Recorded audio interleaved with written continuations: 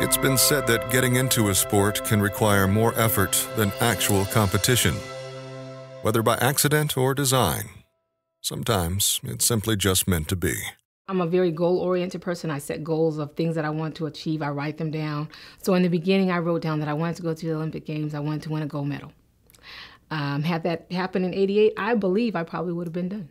And so I think everything happens for a reason, and the challenges that I've had to keep going back there and renewing and revamping and figuring out how to go back and figure out to perfect my events has kept me in the sport as long as it has. And just to say that you're able to be in a sport and be on top for that long is a blessing. When I was in high school, track wasn't a big focus at my high school. Sports wasn't a big focus at my high school. And so my high school coach, a great man who did everything he could for me, but would admit himself that 2 weeks before track season would start, he'd come out and say, okay, who's running track? And so 2 weeks before, we'd start practicing before our first track meet. So we never really trained. And when I arrived at Baylor, I had done some great things and knew that I had talent, but my focus really was just being the best athlete on the Baylor track team, and it progressed from there.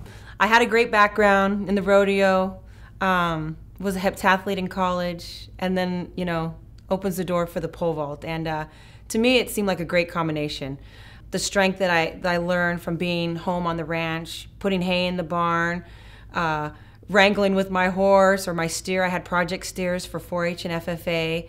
Not being afraid of big animals, and one of them being my brother, big tough guy that would like to beat up on me. And then going into the heptathlon, introduced to so many different events in track and field, learning how to jump in the long jump, learning to throw the implements, the shot put, the javelin, and then having some depth of doing the 200 and the 800. I think really opened up a great opportunity for me to pick up a pole and run down the runway and clear some high bars. And so having that great background, I think, made me a stronger athlete and made me a tougher athlete. Well, my first interest in running really developed after I broke my leg skiing in my sophomore year of high school. But I have two older brothers who ran high school cross country, and I enjoyed watching them run. And having grown up with three brothers, it was survival of the fittest. Either I was running to them for help or I was running away because I had been teasing them. We were in a very active neighborhood, primarily composed of boys. We played all sports, and I think the balance that I was able to establish early in my athletic career has helped me in my running career. My dad was in the 10th Mountain Division, so as soon as we were able to walk, we were skiing. So, I really did a sport every season, and running was the sport at the end of my high school career, and actually after 2 years of college where I played field hockey, that I really decided to pursue. My coach, Tom Tellez, and I always focused on being ready for the big event. Early in my career, I decided when I was really 18 that this was going to be my job, and I'm the CEO of my business and my company, and part of that was being successful on the big stage. So I made sure that whenever there was a meet on television, I was prepared and ready, and when the biggest meets came, we prepared for that big meet all the time. And so a lot of people, I think, go into it thinking I made the team, where I always used that trials to get ready for the major one. And then I kept it technical. If people saw me, I wasn't really emotional in the events. I remember one time in '88, for instance, in the long jump, they changed the schedule in the middle of the event and everyone was going crazy. And of course I was trying to argue for my case. At the same time, I was stalling for time is what I was really doing. And then when it was all over with, they said, get on the runway and jump now. I went down and jumped the winning jump. So I always stayed focused and said, when I was able to get on the runway, I said, okay, do X, Y, Z, and you'll have success. For me, I had read about Babe Dickerson and then seen her story on television. I was just really inspired by her strength and seeing a woman doing some of the things I was trying to do. And it was just really remarkable to see how blessed I was at that time, because, you complain, we ran on a cinder track, but then she was high jumping on a sawdust, and playing golf. And she was just really, really a very, very tough competitor, but a woman that gave so much to sport and gave so much to life. For the past 30 years, the sports of track and field, road running, and race walking have grown considerably, reflecting the continued evolution of the governing body. The U.S. government mandate that triggered a renewed Olympic movement in the United States, coupled with the Athletics Congress, the predecessor of USA Track and Field, were the sparks that ignited America's passion for the sport. Prior to USA Track and Field's inception, the sport celebrated a rich heritage that included Jim Thorpe, Wilma Rudolph, Bruce Jenner, Rafer Johnson, and the immortal Jesse Owens. In 1979, the Athletics Congress quickly became a vanguard for the U.S. Olympic movement and the open recognition of professional athletes within the sport. Then, as now, the governing body has been there, in good times and bad, for its country and its athletes. The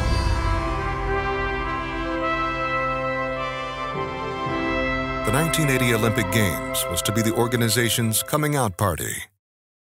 It turned out to be a false start. Prevailing superpower geopolitics prompted a U.S. boycott of those games. As a result, one of the finest track and field teams ever assembled never got out of the blocks. Because of that, the 1984 Olympics in Los Angeles was highly anticipated. Those games introduced three icons of the sport to the nation and the world. Track and field would never be the same.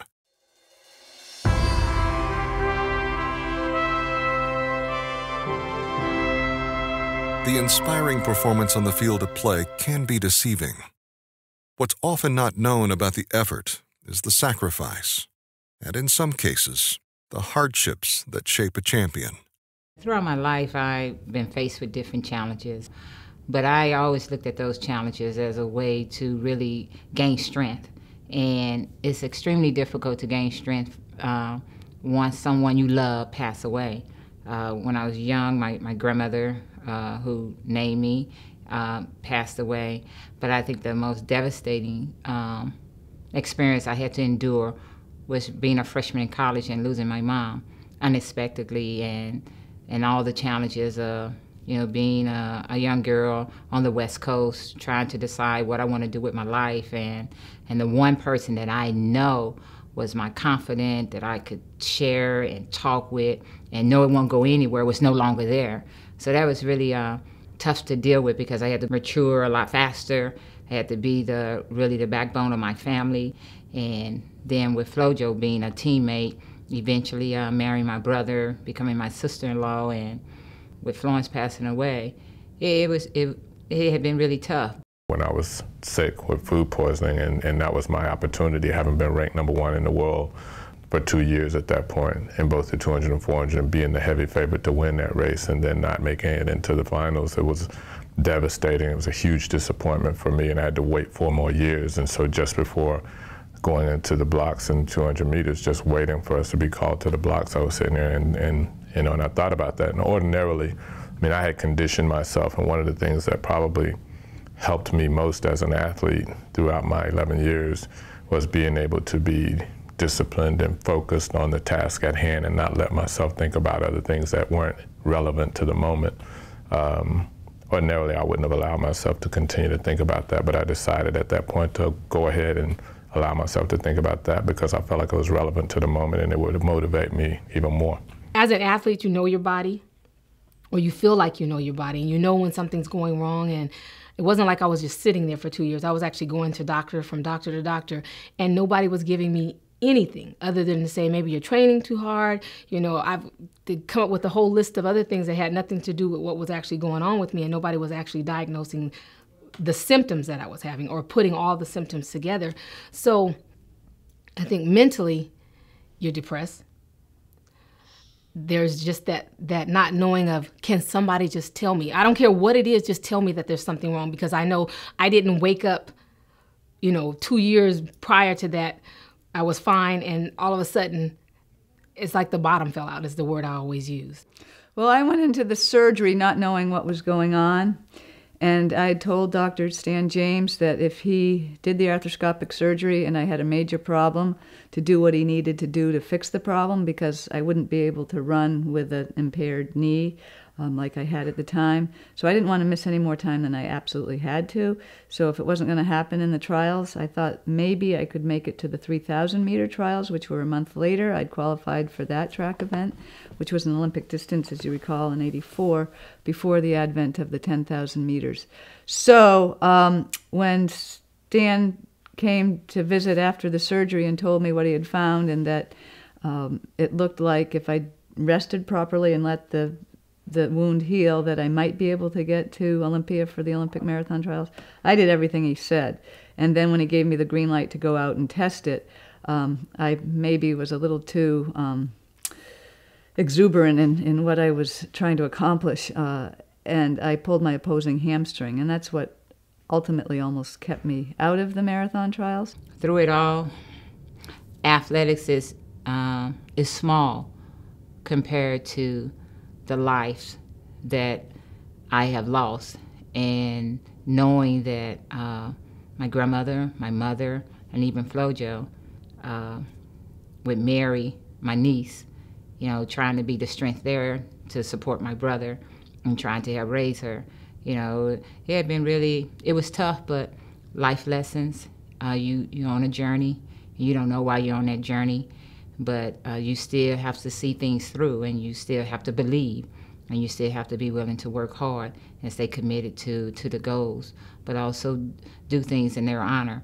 And you might do it quietly, but you also knowing that you're doing it in the grace of great people. Just to try to put somebody in that place, take you back to that time of mentally where I was. It's that you've written goals and dreams of things that you want to accomplish.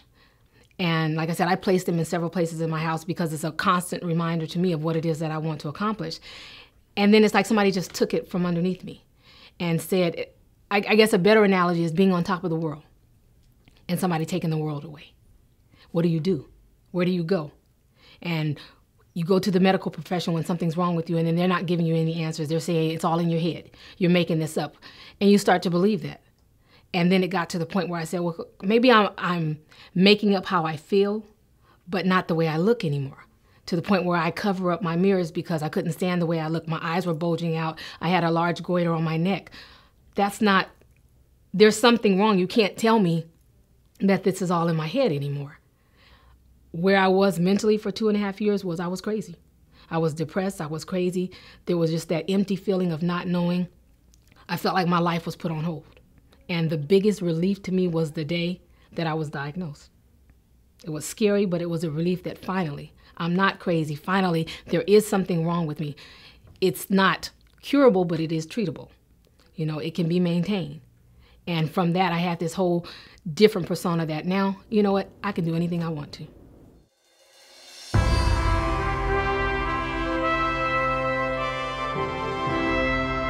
How is athletic success measured? For an Olympian, it goes beyond the color of a medal. In many cases, an athlete competes at the highest level to fulfill a personal expectation and to reap the rewards from countless hours of training. For others, it's the pursuit of a distinct goal, sometimes under less than ideal circumstances. 1984 was really an eye-opener for me. Going into those games, I didn't realize that I really had the ability to win, the gold medal. Even though I knew, but it takes more than just the physical. Mentally, I just wasn't there. I had a slight injury that really wasn't the cause of me not performing to the best of my ability. It was just mentally, I just wasn't tough enough. So I really set my sights on the next 4 years, if I was blessed to make another Olympic team, that regardless of what was happening in my life, on the field or off the field, that I wasn't going to allow someone else to really stop me from achieving my goal because of me not being strong mentally. Physically, I knew I had the gift to do it, but mentally I wasn't tough. So when I left Los Angeles, I left there with the understanding that, they're no better than me. It's just that physically it's there, but mentally you got to get a little tougher if you want to continue to do this. And that was my mindset. And that's what I took from the 84 games, knowing that, yes, I could have won. Did I deserve to win? No. I deserved to earn that silver medal and work a little harder and harder and harder and trying to become the toughest athlete out there mentally. I'll back up to the actual parade of athletes entering Santa Monica College before the marathon, and we all lined up according to our countries and our teams, and the U.S. being the host nation, marched in the last position, and because I was the shortest member of the delegation, I was shorter than Julie Brown and Julie Isferding, I was in the very last position, and my mantra as we paraded around the track was last shall come first and first shall come last. So I just kept saying that over and over again, and then the gun went off, and I was in the pack, and I wasn't running my own race. I just said, you know, you've got to break out of this pack, you've got to find your own stride, you've got to run your own race, and just go ahead and do what you need to do.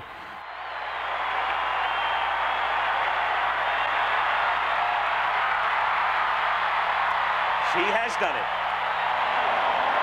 Joan Benoit.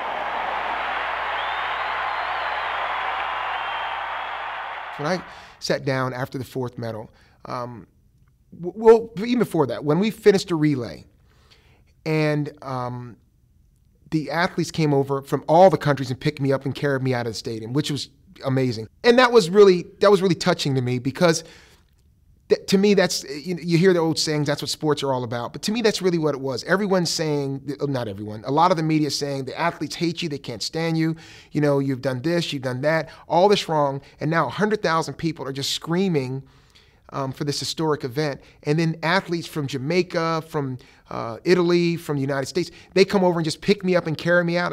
That to me is what it was, the sports was about. And it was so refreshing after the whole week of just stress. My coach is amazing. He really took the pressure off of me, along with the assistant coach at the university, having a little background in psychology, knew to take me away from Dave and do some mental imagery with me of anxiety types of things, and just you know, took me off the track and got me away from Dave, because I think we were both going into Sydney, again, not knowing what would happen. Of course, I was ready to jump well, but yet that kind of pressure seems to build even more. So there were a couple people in my corner, we call it our toolbox, and I was really thankful that those people took an interest into my well-being and tried to bring me back to earth and just play Sydney out like we were just in Idaho on a track, working out one afternoon, just me and my coach, and that's kind of how I visualized. Of course, there was a little bit of disturbance when Michael Johnson ran for the 400, and I remember watching the start of the race and him coming around the corner, and then I had to grab myself and say, Stacy, you're here doing your tasks too. Stop watching Michael and focus coming down the runway. So there was definitely a little distraction, but all in all, it was like me and Dave were out of the track on a Sunday afternoon practicing. What athlete doesn't have something that's bothering them, to be honest? For me, I think it comes with the territory. I honestly think that if I look back at my career, yeah, was there a hamstring problem here? Was there a calf problem? I'm sure there was always something. Do I look at that as, oh, I'm always injured? It's not an excuse. It's not. I actually think that the injuries or the things that I had to go, I think they're obstacles. And I think I had to go through obstacles. If everything had been easy and smooth sailing, I probably wouldn't have had the tenacity that I had to get out there and do what I had to do. But I always had something to overcome. And, you know, without struggle, there can be no progress, like they say. So for me, my progression and my injuries, my illness, and everything that I had to do made me into Gail. And I like me.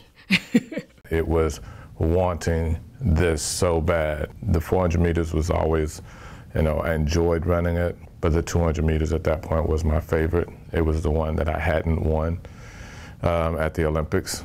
And then it was also, you know, here's my opportunity to complete this and make history. And also my opportunity to not make a fool of myself out here with gold shoes on, you know. And after I've told everyone I'm going to do this, I can do it, I'm going to make history. The first half of it was done, but I needed to win the 200 meters. So there was all of that incentive. I knew that I was going to have to run faster in that race than I'd ever run before. And I had broken the world record a month previously to that race. And I knew with the competition that I had that I was going to have to run faster than that. I had to get a great start, and I was never a great starter. I was a good starter, but not great, and you got to be great at that level, and it's something that we had always worked on. And I got an unbelievable start. And, you know, what I hadn't worked on so much is being able to react to such a great start. So, so that caught me off guard a little bit, and so, you know, that was the one mistake that I made in that race. When I came through the tunnel in LA, I wasn't quite sure whether or not I could come out into the daylight on the other side and still be myself, so I told my family and friends who gathered around me after the marathon not to let that moment in time change the person I was before I ran the marathon, and they've held me to that. Someone said, you accomplished Jesse Owens 4 gold medals, and you got the 4 gold medals, but no matter what you do, you'll never be Jesse Owens. It was just the last little parting shot. And I kind of paused for a second. I said, you know, you're exactly right. I said, because when Jesse ran in 1936, he represented his country. When it was over, he wanted to come home and visit his wife and family, but because he wouldn't do what the Federation did, he was suspended. And then when he came home, they had a ticker tape parade, and when the parade was over, he had to go up the service elevator to his own party. You're exactly right. I'm not like Jesse. I'm going up the front elevator when the party's over, to my party. If they do a parade, I'm going up the front elevator. So times are different, and I am different. But that doesn't change what I think about him. And no matter what everyone says, I won the 4 gold medals, and they cannot take that back. And that was it.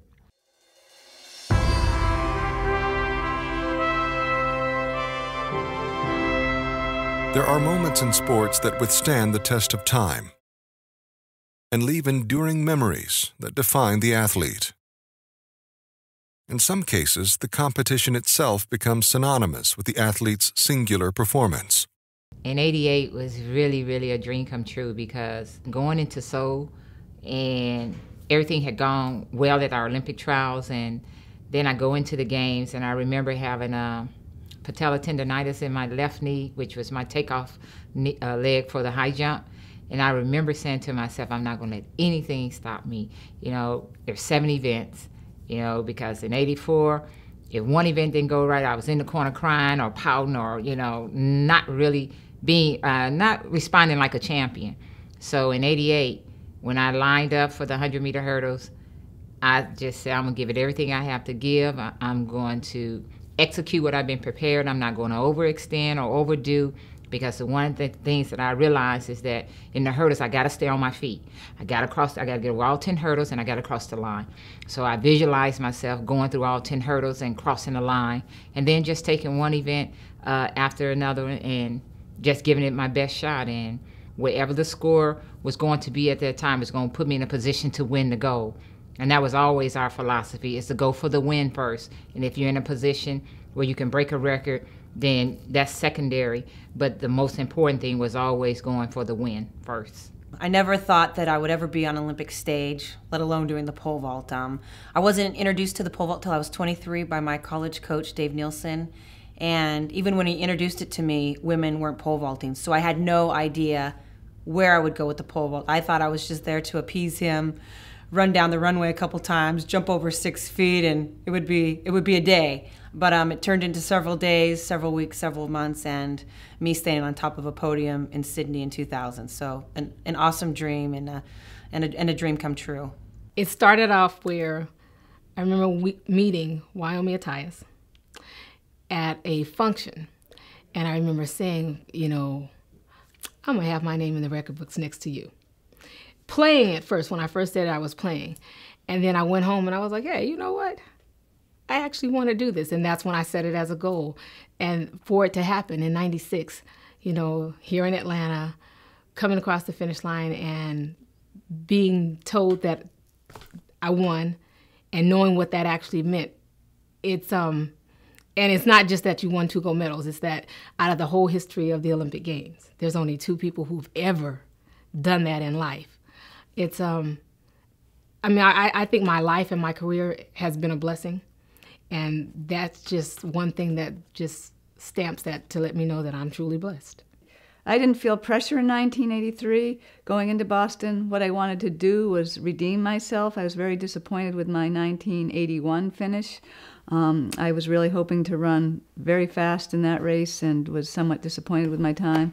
So it didn't work out for 1982, but in 1983 I was ready to roll, and I wanted to come back and try to improve on my previous times, and that's when I ran the 2:22:43. I get to the long jump, and I remember the first day, I went out and I didn't jump well the first jump. I jumped a little better the second jump, but I wasn't in the top 15. I ended up dropping down to like 15th place or something. And so I got on the runway and I said, you know, how are you going to be remembered? Believe it, you've won all this stuff. And in my mind at that moment, it was like, they're going to remember you fizzing out in the Olympics and not making the finals. So it's like the guy did one meet too many. That's where my mind was. And everyone says, oh, you won 8 gold. No, but I'm sorry. At that moment, I was like, they're only going to remember that you should have stopped after 92. And so when I went down and hit the board on that last qualifying jump, the second I hit the board, I knew I was in. And I landed and I said, this is the farthest jump of the day. I knew everyone was going to bed saying, damn Carl again. I just knew that. You know, so the next day when I came down, I was a first jumper or a second jumper, and that's what I always like. I want to be the first. I don't want to be the last jumper. I want to be the first jumper. Well, the first 2 were okay. The third one, I said, this is it. If you don't, you got to win it now or it's over. Well, I go down and I make this big jump, and that was probably the time that I got in people's heads more than I've ever done, because the minute I hit the board, I knew it was a big one, and I knew I was there. And the second I landed, of course, the crowd went berserk because they knew it was big based on the competition. And I remember just looking up, and then I kind of did this thing, and I laid down on the track in the front. That was just drama. I mean, it was just drama because I knew that everyone was down at the other end trying to look at the board, act like it didn't really matter. They saw the stadium. And then when they finally announced it, I was over a foot in the lead. The athletes kept jumping, and you know, there are 24 jumps left. I didn't take 3, so there's 21 left. And I think there were 19 fouls or 18 fouls. They were just so messed up mentally that they just couldn't even jump. And I think the Jamaican guy jumped into second place, and that was the only decent jump after my big jump. They just were just discombobulated. I was at the highest high probably that I've ever could have imagined, because it was at the very top, and the crowd was there, and all these years, all the love was there. You know, it was just like, wow, this is amazing. And I took 2 laps. I hugged Jesse Jackson. You know, he figured out a way to get to the camera. And they tried to get me off the track after 1 lap and said 10,000. He said, well, what are you kidding me? Get out of here. So, and my strength coach, who had never been involved in track in his life, gave me, you know, worked on my weights that year. He jumped out of the stadium and ran down on the track. I mean, it was just such an amazing time. When I went up on that podium that night, I remember we did the anthem, and I just had this amazing pride, and I remember I just felt to you know, throw a kiss to my father at the end. Then when I stepped off the podium, I said, I don't want to jump anymore. I don't want to compete anymore. It's over. That was it. I had no desire to compete anymore. I said, I'm going to, right there walking, I said, I'm going to run next year as a farewell year, and I'm out. The 95 championships was extremely important as it relates to 96, because prior to 1995, the Olympic schedule and World Championship schedules had never been set up to allow for a 200-meter and 400-meter double. And so we were fortunate in terms of, you know, trying to convince the IAAF and the US, the International Olympic Committee to change the schedule to allow for that type of double. We were fortunate that the organizers of the 95 World Championship decided to do that for us and make the schedule conducive to that type of double. And so it was important for that reason, because had I not been successful in 1995, the schedule probably wouldn't have been changed to allow me to do it in 96. And then also it was, you know, it was something that my coach and I believed that, you know, it was possible to win both and to run all 4 rounds of each race in the Olympics and still be able to win both. But, you know, obviously, you know, having the opportunity to kind of test run it before was advantageous.